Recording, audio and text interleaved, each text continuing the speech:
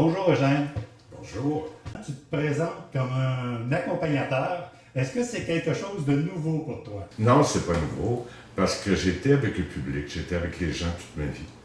Alors, c'est sur une forme très différente que je peux maintenant me dire que je suis prêt, parce que j'atteins une certaine sagesse avec l'âge, probablement, mais avec les expériences de vie. Qu'est-ce qui arrive, c'est quand, si on parle des années 2003, c'est le cancer qui m'a plus réveillé. En 2003, j'apprends que j'ai le cancer. Pour moi, toute ma vie, j'avais dit, la journée que j'apprendrais ce mot, tout serait fini. Et vous voyez, je suis encore là. Alors, qu'est-ce qui arrive, c'est que le premier cancer en 2003, j'ai fait une sortie EMI, qui veut dire une expérience de mort inexpliquée, non inexplicable. Je me suis trouvé dans la première salle de réveil, puis je me suis trouvé sur le bord de mon lit, regardant mon corps, que pour moi, il ne disait rien, mais j'étais dans une lumière, des senteurs, un état indescriptible de légèreté. J'ai vu mon médecin sortir de la salle d'opération, courir, commencer à faire des exercices cardiaques, puis crier que plus jamais il fallait que j'aille un certain produit dans mon système. Alors, là, sur le bar, là, j'ai rien de lui parce que mon médecin était jeune. Il est toujours en face comme tout jeune, aimant la vie. Alors, je me disais, aujourd'hui, c'est moi qui ris de toi. Puis tout d'un coup, comme un coup d'éclair, je me suis trouvé dans mon corps qui pesait 1000 livres, disons. Mais par contre, ceci m'a réveillé sans comprendre, parce qu'il a fallu m'en prendre 2 autres cancers avant de comprendre que qu'est-ce que je vivais, qu'est-ce que ça pouvait apporter, quel sens ça pouvait apporter dans ma vie. Alors, le troisième, je me trouve à l'hôpital, apprends que j'ai un troisième. Sur l'autoroute en m'en venant, que je vais toujours tout seul à l'hôpital parce que les gens ne savent pas qu'est-ce que je vis. Alors, je me mets à pleurer et je pose la question, pourquoi moi? J'arrête la conduite, je me dirige sur le bord de l'autoroute. Tout d'un coup, comme une transe très lucide, je vois défiler le pourquoi. Toute ma vie, j'ai donné des cours de vente pendant 23 ans. Dans un cours, il faut toucher le visuel auditif. Je n'étais que visuel dans le temps. Alors, j'ai toujours dit, dites-moi que ça fait mal avoir un bébé. Je ne sais pas, je n'aurai jamais. Alors, je ne peux pas vendre l'idée à une femme que ça va aller bien, ou peu importe. Pour vendre un produit, il faut le connaître. C'est ça qui fait ce que je suis aujourd'hui aussi. C'est ça qui fait que j'ai été après ça jusqu'en 2014. Mais qu'est-ce qui est arrivé en 2014? En mars, j'ai perdu un être cher. La vie a voulu que la situation ait été incroyable vis-à-vis son conjoint. Et pour moi, le stress de la situation est insoutenable. J'ai commencé à mettre de la haine. J'ai commencé à me mettre des peurs. Je me réveillais la nuit pour y penser. Alors, au mois d'octobre 2014, je me présente à l'hôpital. Je fais l'histoire un peu plus courte pour apprendre que j'avais encore un cancer qui était recommencé. Je me dirige à la maison. Je digère le mot pour à peu près une semaine. Tout d'un coup, en pleine nuit, je me trouve assis dans le lit et je me pose encore la fameuse question, pourquoi moi? La même chose s'est arrivée. Ça s'est déroulé comme un film pour moi. Alors, c'est là que j'ai compris que le problème n'était pas de lui, mais de moi. Alors, dans mon côté émotionnel, je jouais qu'avec les émotions. Et mon cerveau somatique somatique veut dire terre, corps, était dans un état comatique. Alors, en reliant les deux, et comme j'enseigne la clé de chaque mot, j'ai parlé et je lui ai dit que c'était pas mon karma à vivre, c'était le sien. J'ai mis de l'indifférence. Et par le pardon, du temps pour le comprendre, par me donner de l'amour, qu'est-ce qui est arrivé? Je suis toujours un être humain, mais par contre, les médecins m'avaient dit en 2014, en octobre, que le cancer avait commencé, mais il n'était pas mûr. Il m'avait donné 6 mois pour le laisser mûrir, c'est-à-dire, pour passer au bistouri.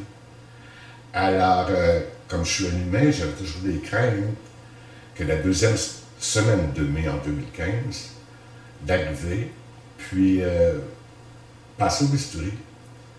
Mais non.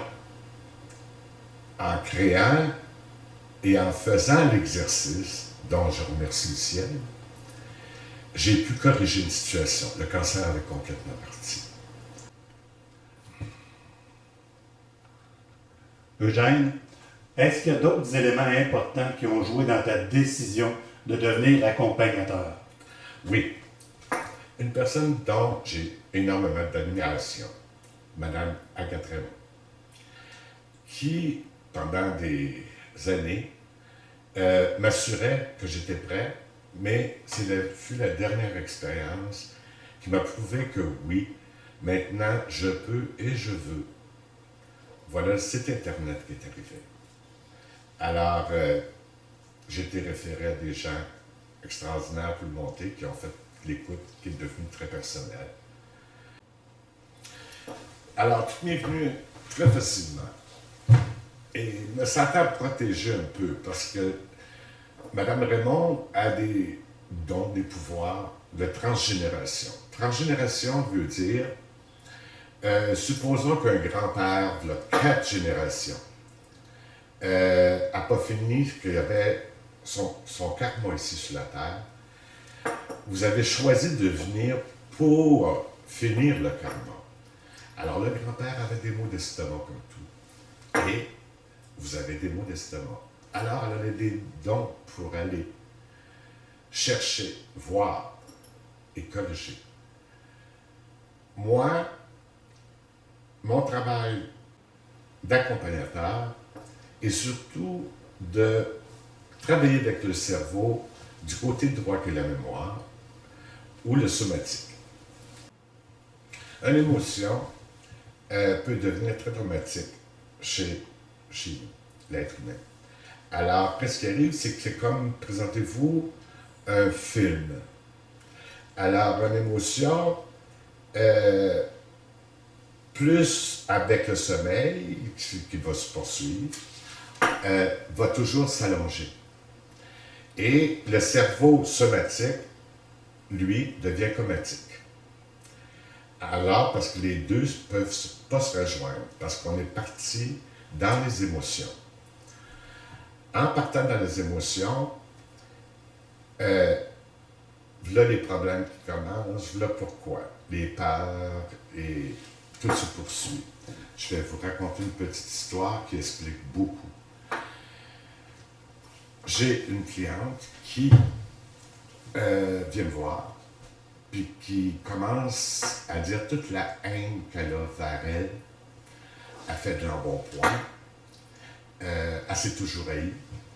Mais par contre, elle porte à sa grand-mère un amour inconditionnel. Alors, je l'ai laissé parler avec une écoute inconditionnelle, jusqu'au point où, personnellement, j'ai commencé à voir un enfant comme était un enfant de 3 ans.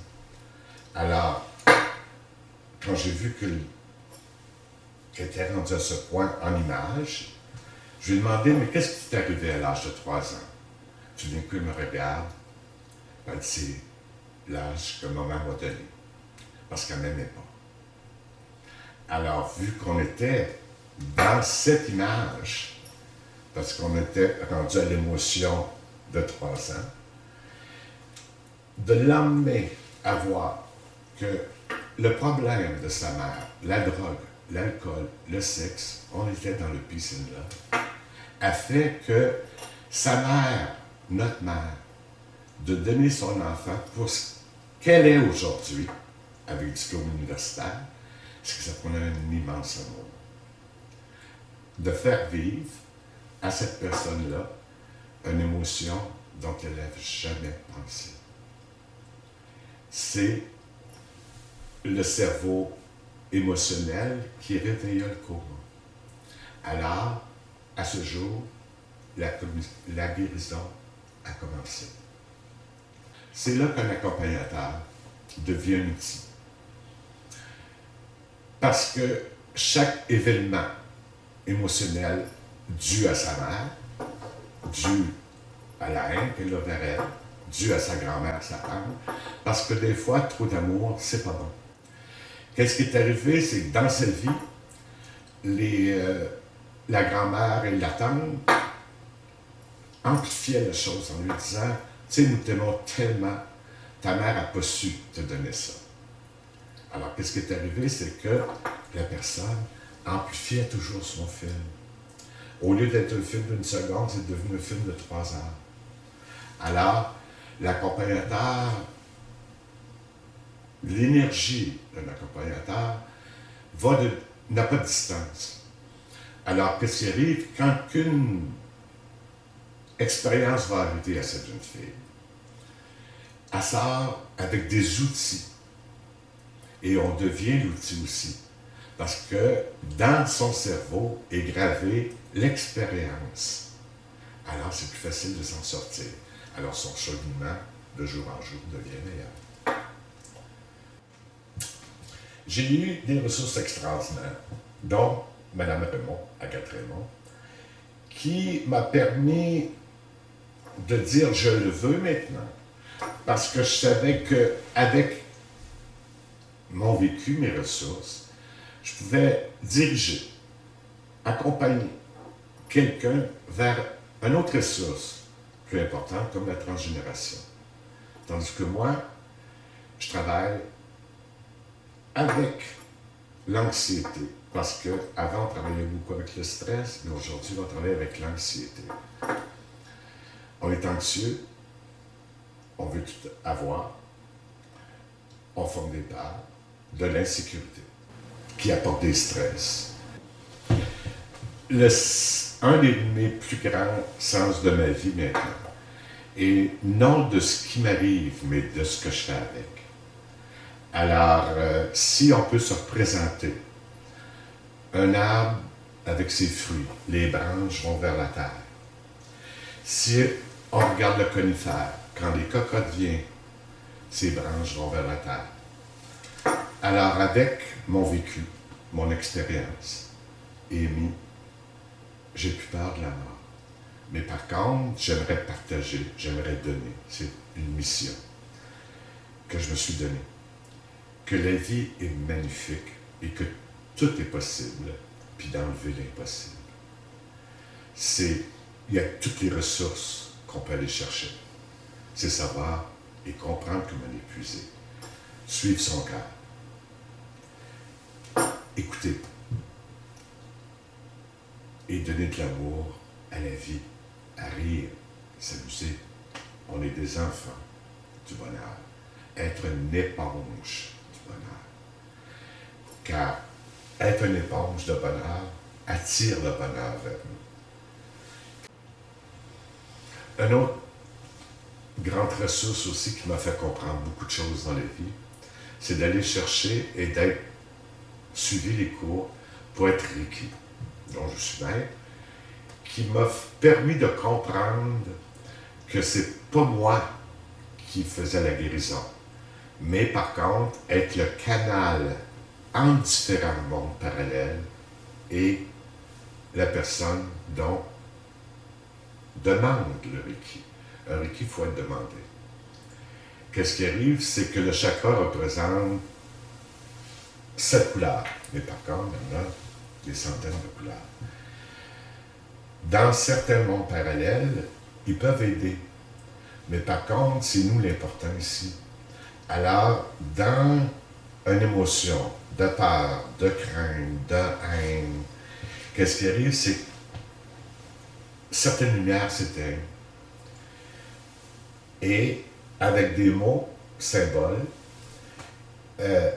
récités, qu'est-ce qui arrive, c'est qu'on devient le canal entre certains mondes et un mot que je trouve drôle, c'est que c'est un électricien pour réallumer le canal fermé. Ça, ce fut une de mes grandes découvertes aussi qui m'aide beaucoup aujourd'hui. C'est ma passion, c'était un canal de vie, un accompagnateur.